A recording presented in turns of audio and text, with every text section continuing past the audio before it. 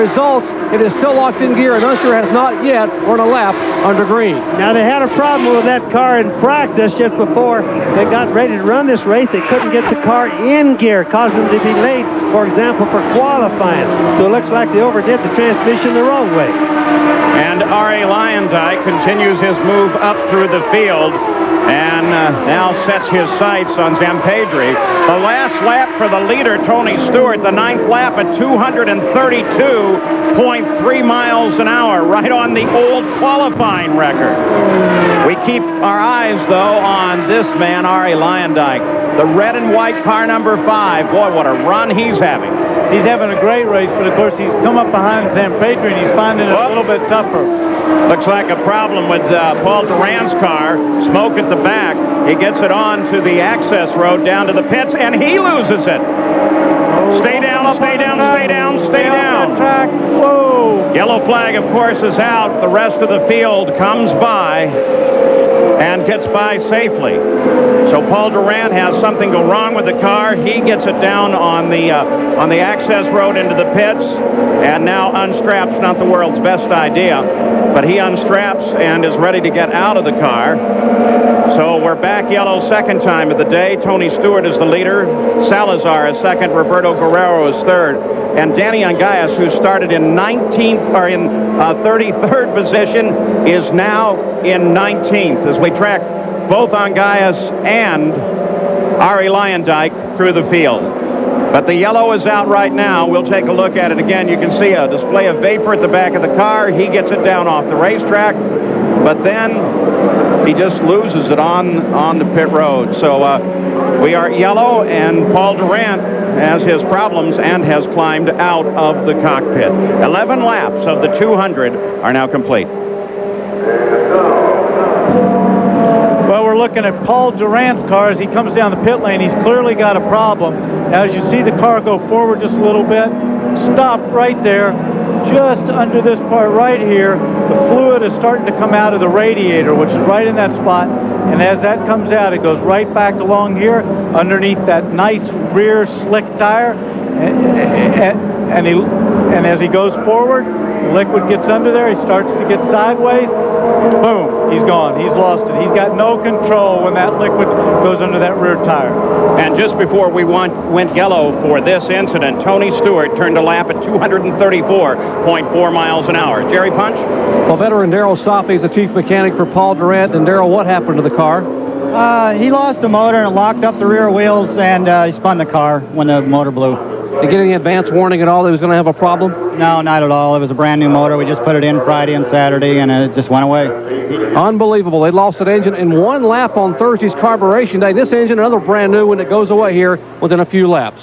Paul? A terrible disappointment. John Paul Jr. out of his car. The report here is ignition trouble. So a number of interesting, if not strange, circumstances. You start the engines, you stop them, then you start them again. Then, as we're trying to roll out, you have one car on the starting field, Matsuda's, who is not working, and several cars coming into the pit area. And then on lap 1, Mark Dismore gets in trouble. There's Johnny Unser as he climbs out of his car, and I suspect they've probably decided it's totally done now. And so it's been a very unusual day thus far at Indianapolis with 13 laps complete. We are under the yellow. We'll return with more action from the Speedway after this message and a word from our ABC stations.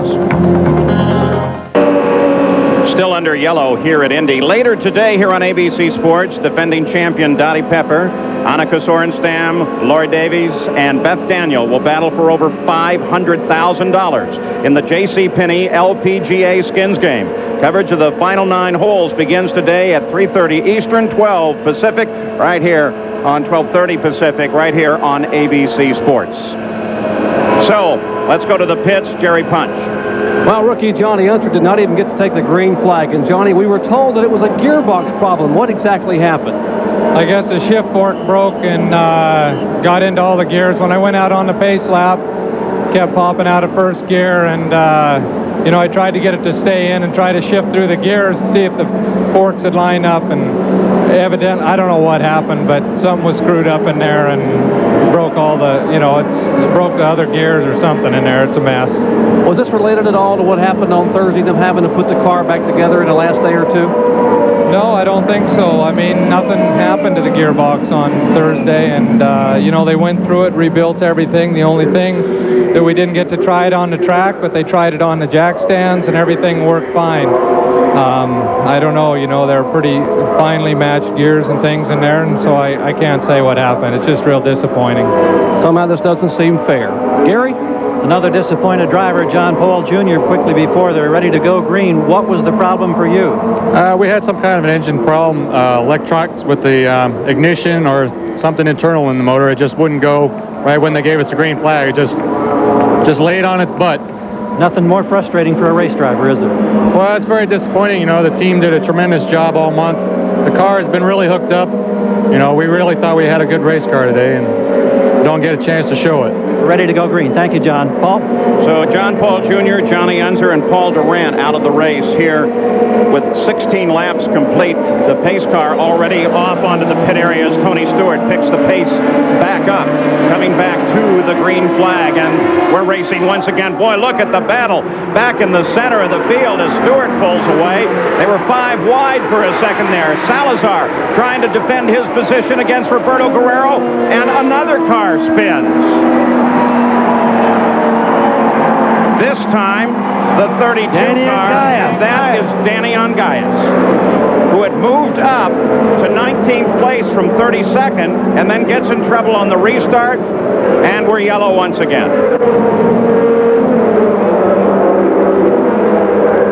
This is looking at it. I don't know what happened high there, in the but groove. he just looked like maybe he just stood on the gas too hard and turned that car sideways. He just busted the rear tires loose, Danny, just as you thought there, and came around. The lucky part of it is he was going awful slow, which means it's easy to break the rear tires loose, but by the same token, he didn't go fast enough to get out and hit the wall. Let's go to Jack Arute. Well, I think maybe we might be seeing something shades of several years ago. Remember when the temperatures were real cold and only Goodyear was shoeing the Indianapolis 500? Leo Mel told us at that time, cold tires are a problem. The radios chatter back and forth between teams, both for Firestone and Goodyear today, so far as that under cold tire conditions, these cars are very loose. In fact, Mark Dismore radioed into his crew that he thought that might have accounted for him getting into the dirt. You might have to put some heat into these new shoes. All right, now Danny Ongayas caused the yellow, comes into the pits, even though under yellow the pit should be closed. He finally gets re-going again. We're going to check on that and make sure that this stop in the pits was one he could, in fact, legally make. We'll be right back. We're back at Indianapolis. The yellow is still on. We're on lap 19. Danny Ongayas, we mentioned, came into the pits, Danny, after causing the yellow. Right, and I've got a question to you guys over there, Bobby and Jack. I did that 92 race when you're talking about it being so cool. I didn't feel that this morning. Of course, I'm up here in a comfortable booth, with the heater on. But is it as cold as it was in 1992? Negative, Danny. It really isn't bad out here. It's pretty nice, in fact. The only thing that would make the track be too cold under normal thermostatic tire conditions would be the fact that the sun is not beating on it. But I think it's beautiful weather. In fact, I don't know when I've ever seen it any better. Well, the field works their way behind the pace car through the second turn, and Kerry Agajanian of the Indy Racing League has joined us here in the booth. And Kerry, as we look at this, there is the yellow light on as we see Danny Ongayas heading to the pits. Now, what is the rule? Well, the rule is that once the yellow light up here at the end of the pit starts flashing, it is closed.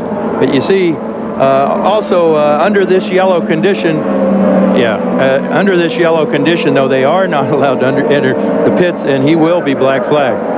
So he will be brought in, stopped, and then head out. Yes, stop and go. So the question to you is, so actually, isn't it correct? The minute it goes yellow, the millisecond it goes yellow, the pits are closed. Is that correct? Yeah, that's correct. Okay, my question would be, the yellow light was not on in the pits until he was into the pit. Yeah. So how could that mean it closed if the yellow light wasn't on? I can now help this. They've just changed their minds, Gary. So since you walked down to our booth in your defense, as we go back to green flag racing once again. Kerry Agajanian, thank you very much for coming down. I'm sorry they changed it after you left. Okay, no problem.